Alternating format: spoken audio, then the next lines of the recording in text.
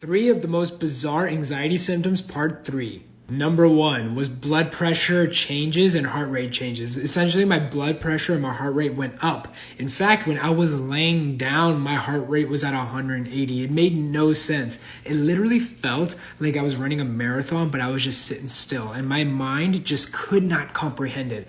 I didn't know what was happening. I literally thought I had a heart issue. Now, when I fell into the cycle, I was 22 years old.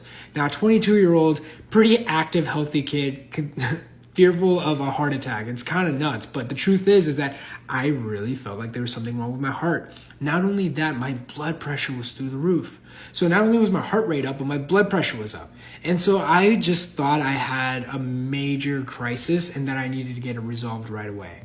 Once I went to the doctor, they're like, no, everything's fine. Yeah, your blood pressure's up, but it's stable. And I was like, but I mean, is anyone concerned about this? They're like, no, you're just nervous. And I was like, no, I'm not. Like, there's something seriously wrong. Now, what I didn't understand was anxiety can create that. Anxiety can create very physical symptoms. It's not just something in your head.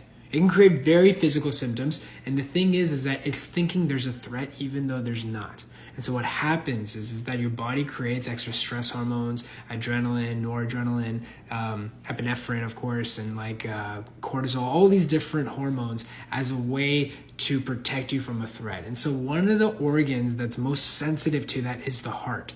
Right? Have you ever seen those movies where somebody stabs somebody with epinephrine in the heart or adrenaline and then their heart starts beating? Well, that's exactly what's happening when people are going through anxiety. So focus on the anxiety and all of that ends up going away. Number 2 was tinnitus, right? So I would start hearing high-pitched sounds and I was like, oh my God, why is this happening? It was so loud that I felt like I couldn't sleep.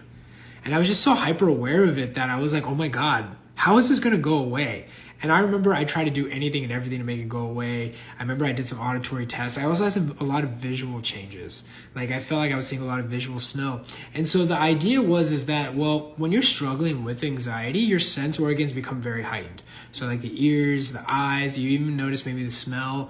And so this is, again, as a survival mechanism. It wants to detect any sort of predatory, threat.